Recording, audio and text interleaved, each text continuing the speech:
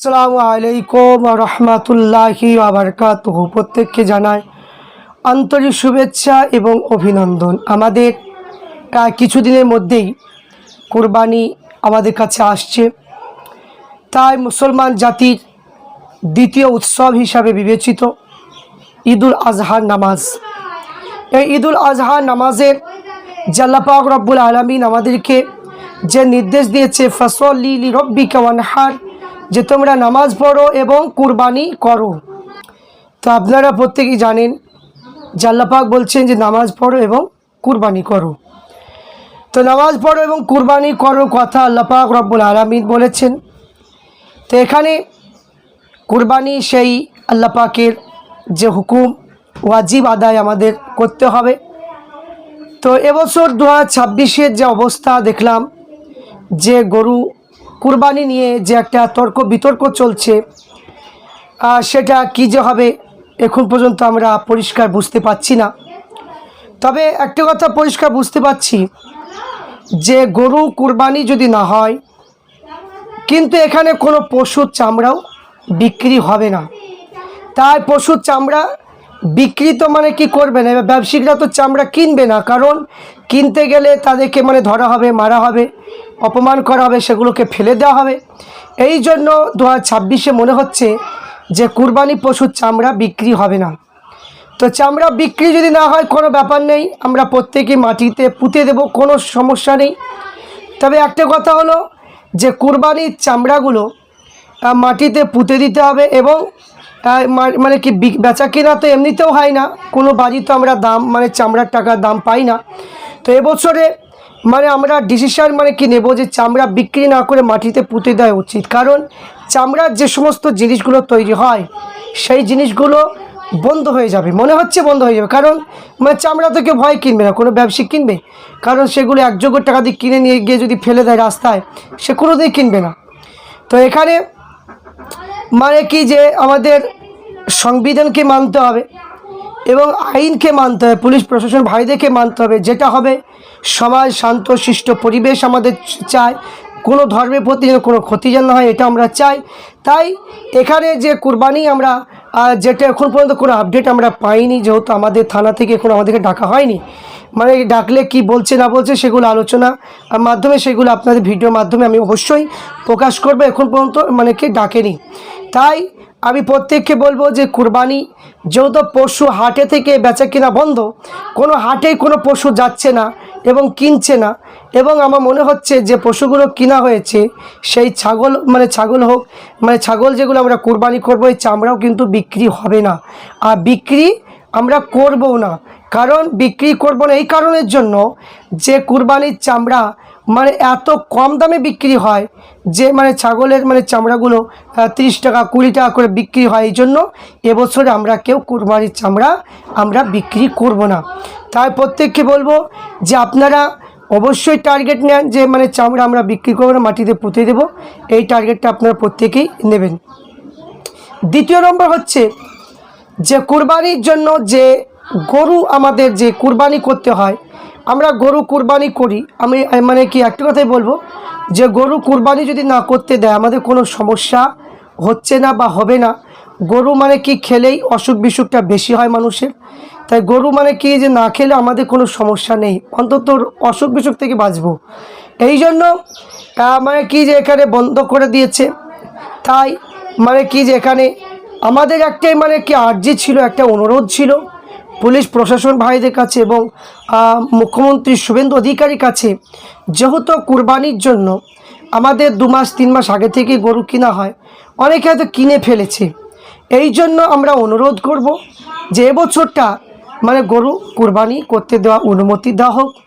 তারপরে কুরবানি পরের দিন থেকে আর কোনো কষাই গরু জবাইও করবে না, আর কেউ কোনো কিছুই করবে না, গরু নিয়ে কোনো আর কথা উঠবেই না।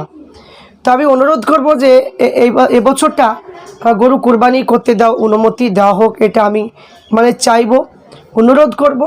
আর তারপরে হচ্ছে যে গরু যে কুরবানি মানে কি করার একটাই উদ্দেশ্য হলো যে আমরা মুসলমান জাতি যে হালাল যে খাবার, আমরা হালাল খাবারটা খাই, এই জন্য গরু মানে কি যে একটা বড় জিনিস, মানে গোস্ত বেশি হয়, এই কারণে গরুটা মানে কি জবাই করে মানে কি কুরবানিটা দেওয়া হয়, যাতে গরিব মিসকিন দেখে মানে গোস্তটা যেন সঠিকভাবে পৌঁছানো হয়, এটা গরিব মিসকিনদের জন্য। তো এখানে দেখা যাক যেটা মানে কি সংবিধান যেটা বলবে, আইন যেটা বলবে, আইনের ঊর্ধ্বে আমরা কেউ নয়, সবাইকে আইন অনুযায়ী মেনে চলতে হবে।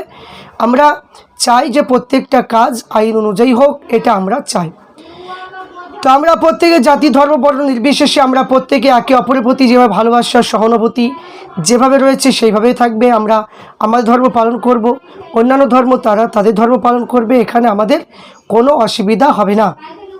তাই আমরা প্রত্যেকে ডিসিশন নিয়েছি যে কুরবানি আমরা করব, যে নির্জন জায়গায় কোনো মানুষের যেন কষ্ট না হয়।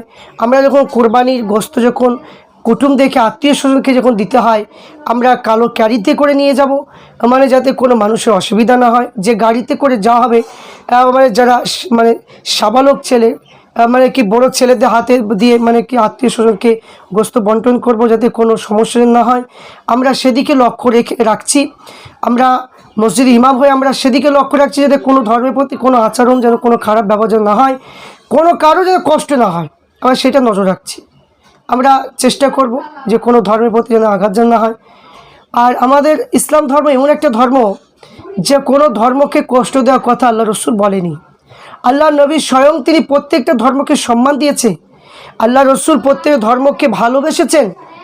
আল্লাহ রসুল যেভাবে বলেছে সেই উদ্দেশ্যে আমরা মুসলমান, আমরা কোনো ধর্মের প্রতি আঘাত করি না, কোনো ধর্মের বিরুদ্ধে আমরা বলি না, কোনো ধর্মের প্রতি আমাদের কোনো কিছু মানে কি যে মানে প্রশ্ন নেই, কোনো ধর্মের প্রতি আমাদের কোনো কিছুই মানে বলার আমরা বলি না। কারণ আল্লাহ নবী যেভাবে চলেছে আমরা সেভাবে চলি, কারণ আমাদের আখিরাতটা আমরা ধরার চেষ্টা করি, আমরা আখিরাতটা ধরার চেষ্টা করি। কেন? যে মানুষ পৃথিবীতে বাঁচবে মাত্র সামান্য। আল্লাহ রসুল সাল্লাল্লাহু আলাইহি ওয়াসাল্লাম বললেন যে পৃথিবীর জমিনে যে সাহাবাই কিরাম দেখে বললো তোমরা কতটুকু বাচ্চার ইচ্ছা করো। সাহাবাই কিরামরা বললো হুজুর আমরা ফজর থেকে নিয়ে জোহর থেকে আসো থেকে মাগরিব থেকে এশা থেকে ফজর পর্যন্ত কি আমরা বাচ্চা ইচ্ছা করতে পারি? আল্লাহ রসুল বললো যে না, যে তোমরা যখন নামাজ ফিরো, নামাজ যখন পড়ো, ডান দিকে সালাম ফিরতে যতটুকু সময় লাগবে অতটুকু সময় তোমরা বাচ্চার ইচ্ছা করো না। তাহলে আমরা যখন নামাজ পড়ি সালাম ফিরতে 1 সেকেন্ডও সময় লাগে না, তো অতটুকু বাচ্চার ইচ্ছা করা যাবে না। তাহলে আমরা এই জন্য আমরা পরকালকে স্মরণ করি, আমরা প্রত্যেক মানুষকে ভালোবাসি। আল্লাহ নবী যা ইবাদতবন্দি করে যাওয়া সেইভাবে ইবাদতবন্দি করব। মানুষের সঙ্গে হিংসা, অহংকারী, পরনিন্দা, চুগলখড়ি, মারামারি এইগুলো করা ইসলামে কোনোদিন সাপোর্ট করেনি আল্লাহ নবী, এই জন্য আমরা সেগুলো করি না। কিছু কিছু মানুষ যারা করে এরা ভুল বুঝে করে, এরা শয়তানের প্রলোভনে পড়ে করে ফেলে। তো এই জন্য আমরা আল্লাহ রসুলের মানে কি ফলো করি, আল্লাহ রসুলের নীতি অনুযায়ী আমরা চলার চেষ্টা করি, সুন্নত অনুযায়ী আমরা চলার চেষ্টা করি, যাতে পরকালে আমরা জান্নাতে যেতে পারি। আজ আমি কোনো মানুষকে কষ্ট দেব, যে কোনো সম্প্রদায় হোক কষ্ট দেব, পরকালে আমি জান্নাত যেতে পারবো না। এই কারণের জন্য আমরা আখিরাতকে বেশি প্রাধান্য দিই।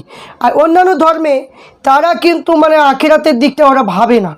যদি ভাবতো তাহলে আমাদের ধর্মকে নিয়ে কোনো কিছু খারাপ মন্তব্য করতো না, আমাদের ধর্মের মানুষকে নিয়ে বেইজ্জতি করতো না, রাস্তাঘাটে মারতো না, কোনো মানে কি উল্টোপাল্টা কথা বলতো না। কিন্তু তারা পরকালটা ভাবে না, এরা মনে করে যে আমরা আবার পুনরায় জন্ম নেব, এরা মনে করে। কিন্তু না, মানুষ চলে যাওয়ার পরে সে আর কোনো দিন ফিরে আসতে পারে না। তাই যে কোনো ধর্মের মানুষ হোক, মানুষকে ভালোবাসার নামই হচ্ছে ধর্ম।